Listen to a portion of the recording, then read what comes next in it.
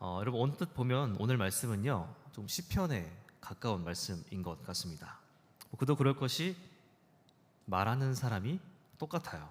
누굴까요, 여러분? 누가 이것을 기록하고 있는 걸까? 누가 썼어요?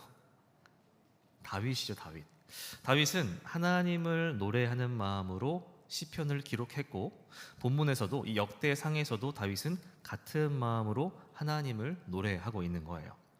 자, 그런데 본문은 다른 특별한 이유에 의해서 다윗이 하나님을 노래하고 있는 것을 볼 수 있습니다. 오늘은 본문을 읽었지만 이 본문을 전체를 다루기보다 그 전체적인 배경을 함께 살펴보면서 말씀을 나눠 보려고 해요. 자, 여러분, 다윗이 여기서 하나님을 노래하는 이유가 뭘까요? 하나님을 이처럼 노래하고 있는 이유가 뭘까? 네, 하나님의 언약궤가 드디어 다윗 성 안으로 옮겨져 왔기 때문이에요. 한편으로는 그동안 우리가 살펴본 시편의 내용들은요, 억울하고 어렵고 고난 중에도 찬양하는 내용이 많았는데, 본문에 등장하는 찬양의 이유는 그나마 우리가 받아들이기에 크게 어려움이 없는 내용인 것 같습니다.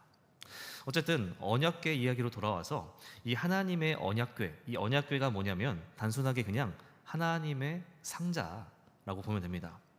언약궤는 다윗이 왕이 되기 이전, 훨씬 이전부터 있었는데요, 모세가 있을 당시에 하나님이 이스라엘 백성들에게 주신 상징물과 같은 것이었어요. 그러니까 모세와 다윗까지 시간차가 꽤 있다는 거죠. 언약궤가 이스라엘 백성들에게 주어진 것은요, 하나님과 이스라엘 백성 사이에 맺은 언약을 상징하면서 동시에 하나님의 임재, 하나님의 함께 하심을 나타냅니다. 완전하게 같다고 할 수는 없겠지만 오늘 우리가 십자가를 바라보면서 예수님을 기억하고 우리와 함께 하심을 기억하는 것처럼 이스라엘 백성들에게도 이 언약궤가 비슷한 역할을 하지 않았을까 싶기도 해요. 어쨌든 이 모세 시대에서부터 있었던 언약궤는 다윗 시대에 이르기까지 사라지지 않았습니다. 그 정도로 오랜 시간 동안 존재했었다는 건요, 신앙적인 것을 넘어서 역사적으로나 전통적으로 큰 가치가 있었겠죠. 그래서 이 언약궤는요, 대대로 담당하던 사람들이 따로 있었습니다. 누가 담당했을까요? 누가 담당했어요? 네. 여러분, 이스라엘에서 제사장을 담당했던 지파가 어느 지파였나요? 레위 지파였습니다. 레위 지파. 레위 지파 가운데에 아론의 자손들만 제사장이 될 수 있었어요. 그리고 그 아론의 자손을 제외한 다른 레위 지파 사람들 있잖아요.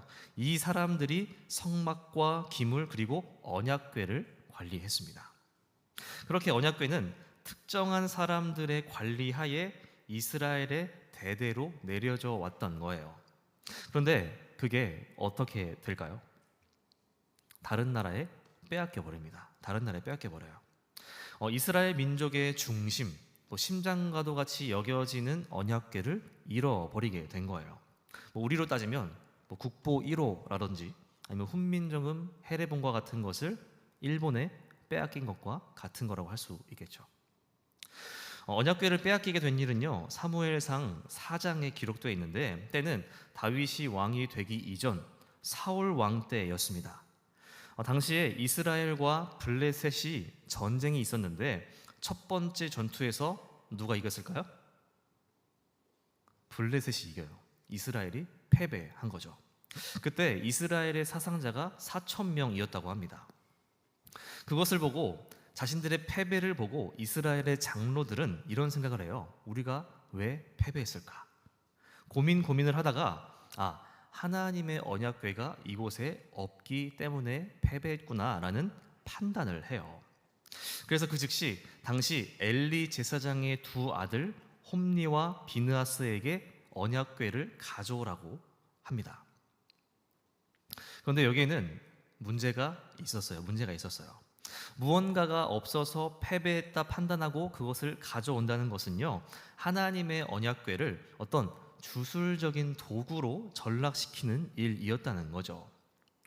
분명히 언약궤의 의미는요, 하나님의 임재를 상징하는 것이라고 했는데 그들은 언약궤를 보며 하나님을 바라보지 않았고 전쟁에서 승리하고자 하는 하나의 도구로 전락시켜 버린 겁니다. 또 당시 언약궤를 옮겼던 홈리와 비느하스라는 사람은요, 도덕적으로 상당히 문제가 많았던 사람들이었다고 해요. 그러니까 언약궤를 옮기는 과정에도 문제가 있었다는 거예요. 그 방법, 레위인이 들고 오는 방법은 틀리지 않았으나 과정과 동기에 문제가 있었다는 거죠. 이스라엘은 언약궤를 그렇게밖에 바라보지 못했던 겁니다. 그 결과 이스라엘은 블레셋과의 전투에서, 두 번째 전투에서 어떻게 되었을까요? 언약궤 덕분에 승리를 얻고자 했지만 언약궤로 인해서 하나님의 제대로 된 심판을 받게 돼요. 언약궤를 앞세운 전투에서 이스라엘은요, 첫 번째 전투보다 더 참혹한 결과를 맞이합니다. 첫 번째 전투는 4,000명이 전사했지만 언약궤를 앞세웠던 전투에서는 10배에 가까운 보병 3만 명이 전사하고 이 홈리와 비느하스도 죽고 심지어 이 언약궤도 블레셋에 빼앗겨 버리게 된 거예요. 그리고 어떻게 됐을까요? 제가 만약에 이런 한 나라의 국보 같은 것을 빼앗았으면 온갖 협박을 다 했을 것 같은데 블레셋은요, 언약궤를 7개월 만에 스스로 반환합니다. 왜 그랬을까요, 여러분? 왜 반환했을까요? 이스라엘을 협박하고 어렵게 하기에 가장 좋은 언약궤를 볼모로 잡고 있으면서 그들은 왜 반환을 하게 됐을까? 그 이유는요, 언약궤를 빼앗은 블레셋이 7개월 동안 갖은 고통을 당하게 됩니다. 사무엘상 5장을 보면 처음에 블레셋은 자신들의 우상 신전에다가 이 언약궤를 갖다 두는데요, 언약궤를 갖다 둔 이후에 신전의 신상이 엎드러지더니 나중에는 그 머리와 손이 부러졌고 이어서 신전이 있던 도시의 사람들에게 악성 종기가 생기게 되었다는 거예요.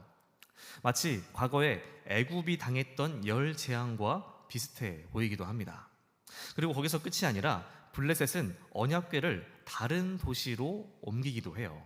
사무엘상 5장 10절의 말씀 보겠습니다. 이에 그들이 하나님의 궤를 에그론으로 보내니라. 하나님의 궤가 에그론에 이른즉 에그론 사람이 부르짖어 이르되 그들이 이스라엘 신의 궤를 우리에게로 가져다가 우리와 우리 백성을 죽이려 한다 하고, 블레셋은 언약궤를 다른 도시로 옮겼어요. 그런데 그때마다 재앙이 그 도시에 임했고 블레셋 사람들은 하나님의 언약궤를 두려움의 대상으로 여기면서 온 도시가 공포와 두려움에 휩싸이게 됩니다. 어떤 공포 영화에나 등장할 법한 일들이 몇천 년 전에 언약궤로 인해서 일어났던 거예요.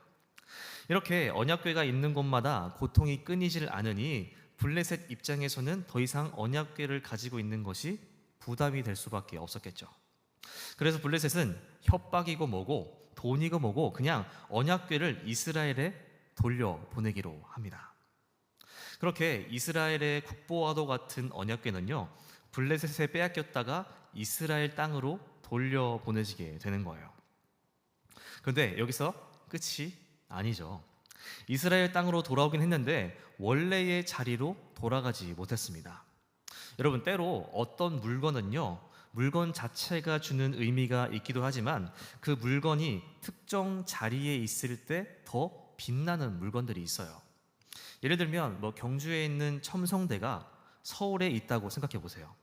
그 의미가 분명히 있긴 하겠지만 신라의 역사적인 의미는 떨어질 수밖에 없겠죠.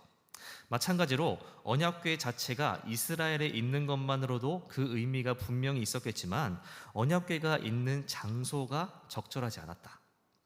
사무엘상 7장 1절 2절을 보겠습니다. 기럇 여아림 사람들이 와서 여호와의 궤를 옮겨 산에 사는 아비나답의 집에 들여놓고 그의 아들 엘리야사를 거룩하게 구별하여 여호와의 궤를 지키게 하였더니 궤가 기럇 여아림에 들어간 날부터 20년 동안 오래 있은지라. 이스라엘 온 족속이 여호와를 사모하니라. 하나님의 언약궤는 이스라엘 땅 가운데 어디로 갔어요? 기럇 여아림, 발음도 어려워요.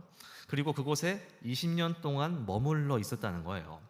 빼앗겼던 7개월 동안은 블레셋, 그리고 반환 후 20년 동안은 기럇 여아림이라고 하는 이스라엘 변두리에 자리하고 있었던 거죠. 그 긴 시간 동안 언약궤는 있어야 할 장소로 옮겨지지 못했던 겁니다.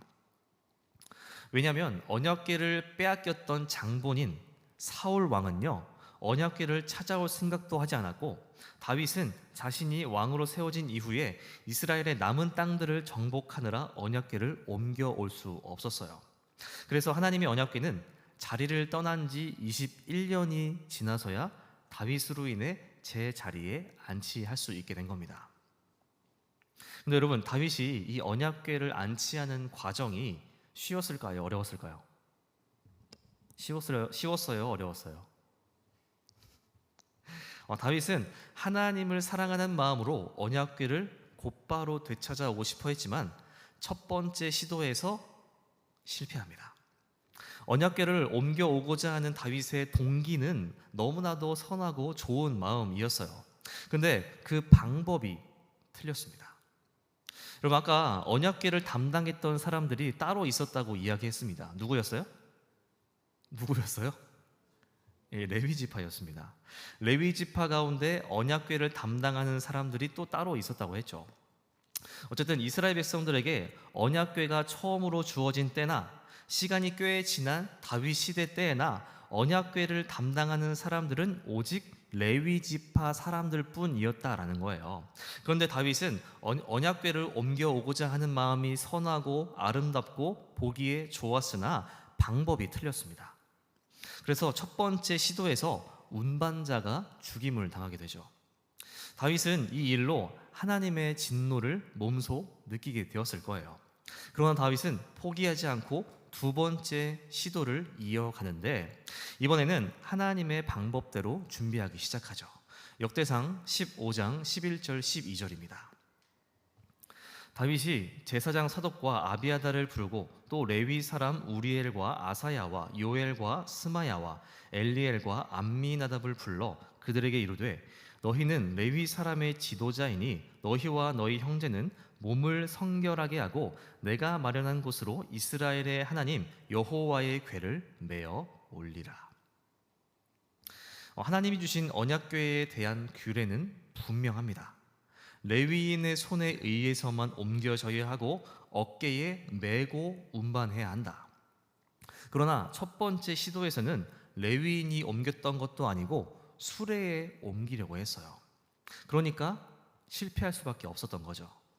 그래서 다윗은요, 두 번째 시도는 완벽하게 준비합니다. 레위 지파에 속한 제사장들과 레위인들을 불러서 언약궤를 가져오게 한 거죠. 그 결과 어떻게 됐을까요, 여러분? 이 레위인도 죽었을까요? 실패하지 않고 옮겨오는 것을 성공하게 되죠. 두 번째 시도 만에. 여러분, 저는 이 언약궤를 가져오는 과정을 보면서요, 그런 생각이 들었습니다. 하나님의 일을 하는 데 있어서는 동기도 옳아야 하고 방법도 옳아야 하겠다. 그리고 여기에 하나를 더 추가하자면, 최근에 리더들과 함께 책을 나누면서 나왔던 주제인데, 세상에서 보아도 옳아야 한다, 이런 생각이 들었습니다. 여러분, 하나님의 일을 하는 데 있어서 이 세 가지 모두가 옳아야 하는 것이 아닐까요?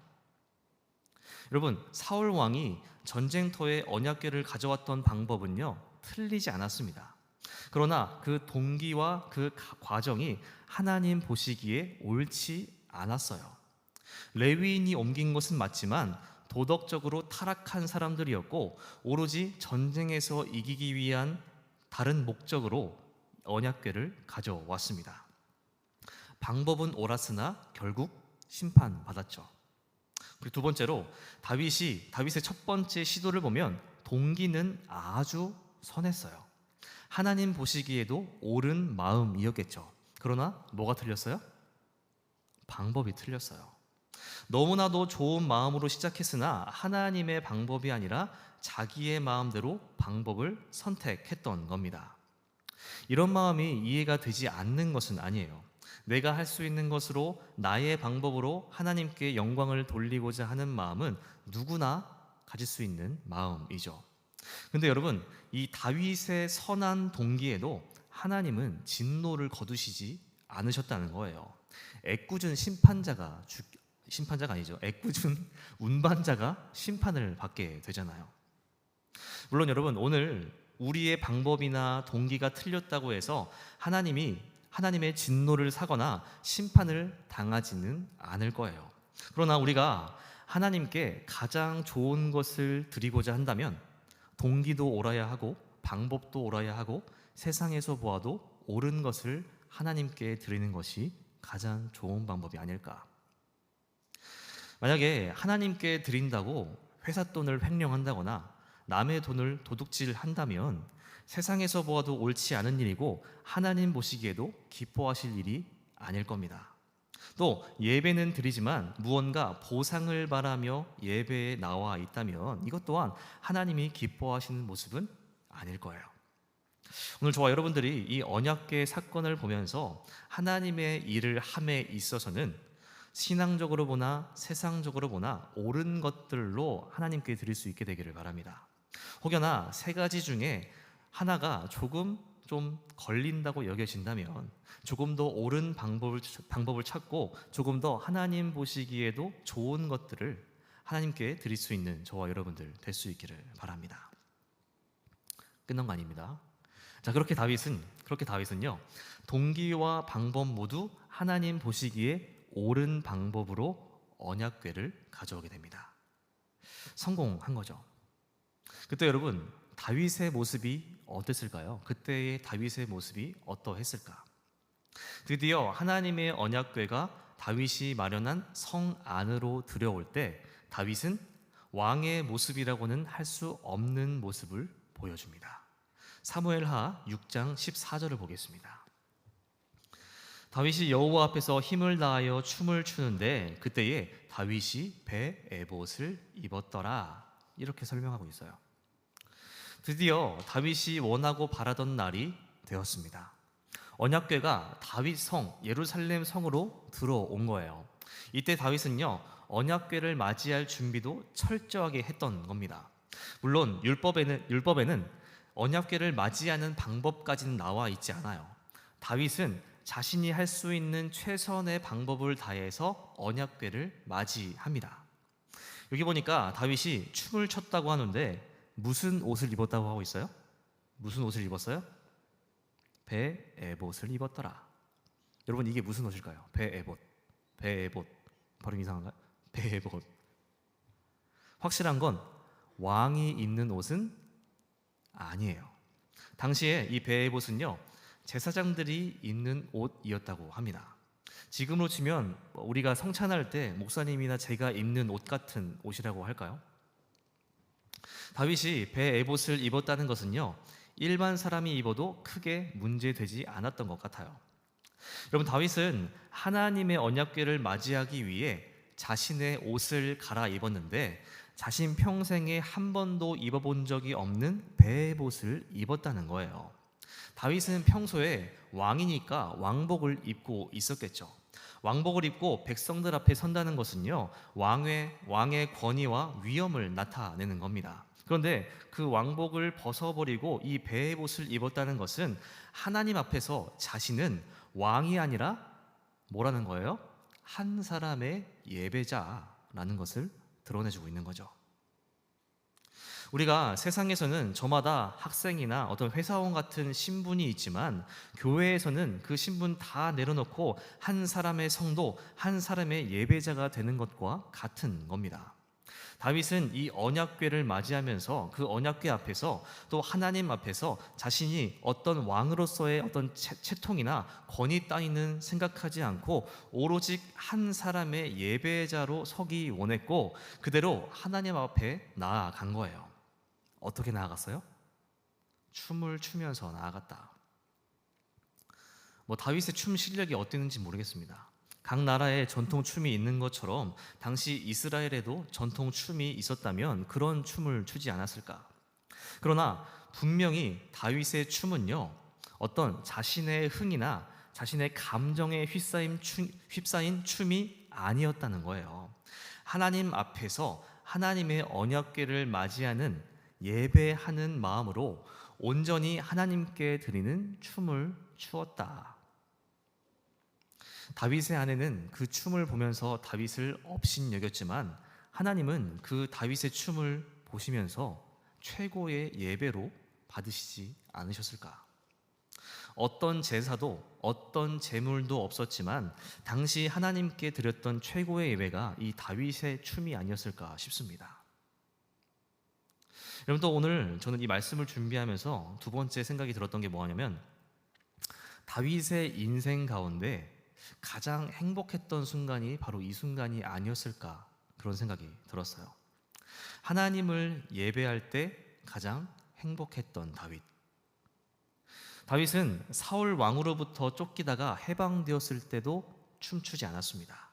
또 그가 결혼을 했다거나 아이를 낳았을 때에도 춤추지 않았어요. 심지어 본인이 왕으로 세움 받을 때에도 춤추지 않았습니다. 온 성경을 다 뒤져봐도 다윗이 유일하게 춤을 추었던 순간은 바로 이 순간 단 한 번뿐이에요. 하나님의 언약궤를 맞이할 때, 하나님을 예배할 때. 이때가 다윗 인생에서 가장 행복했던 순간이 아니었을까요? 그렇게 다윗은 하나님을 예배함에 있어서 진심이었고 자신이 할 수 있는 모든 것을 다해서 하나님을 예배했던 행복한 예배자였다는 겁니다.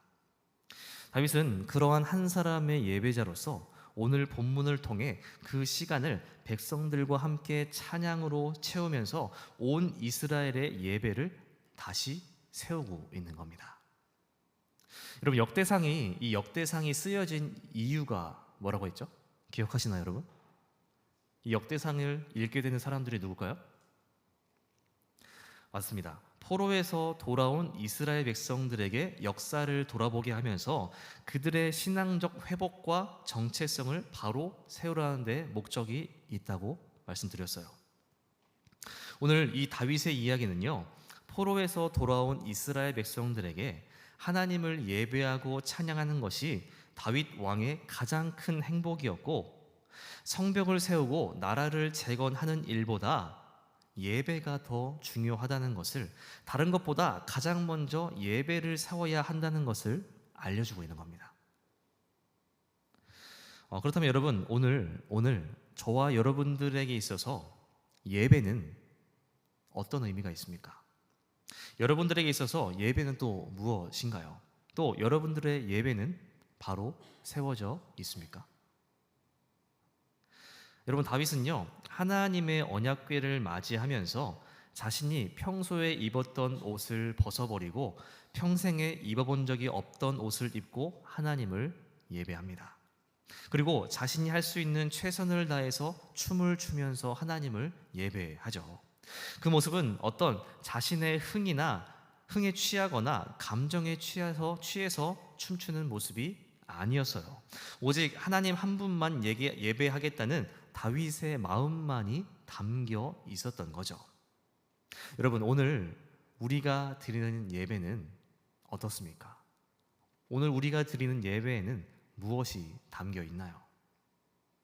혹시 다윗과는 완전히 정반대로 예배를 대하고 있었던 것은 아닌가? 지금까지 우리가 드리는 예배가 그러했다면 이제 우리의 예배도 다윗과 같이 다시 세워질 수 있기를 바랍니다. 여러분, 우리에게 예배는요, 너무나도 가볍게 여겨질 수밖에 없기도 해요.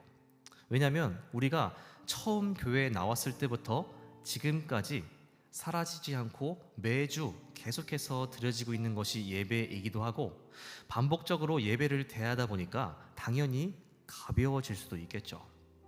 그러나 여러분, 하나님이 찾으시는 한 사람은요, 누굴까요? 하나님은 예배하는 자를 찾으신다고 합니다. 우리 요한복음 4장 23절의 말씀을 한 목소리로 함께 읽도록 하겠습니다. 시작. 아버지께 참되게 예배하는 자들은 영과 진리로 예배할 때가 오나니 곧 이때라. 아버지께서는 자기에게 이렇게 예배하는 자들을 찾으시느니라. 아멘. 여러분, 하나님은 오늘 우리 중에서도 이러한 예배자를 찾으신다는 겁니다. 하나님을 참되게 예배하는 방법은 오늘 다윗이 잘 보여주고 있어요. 마음을 준비하고 세상에서의 옷을 벗어버리고 예배자의 옷으로 갈아입고 또 자신이 할 수 있는 최선을 다해 하나님을 예배하는 것. 여러분, 오늘 우리의 예배가 이와 같이 다시 세워질 수 있기를 바랍니다.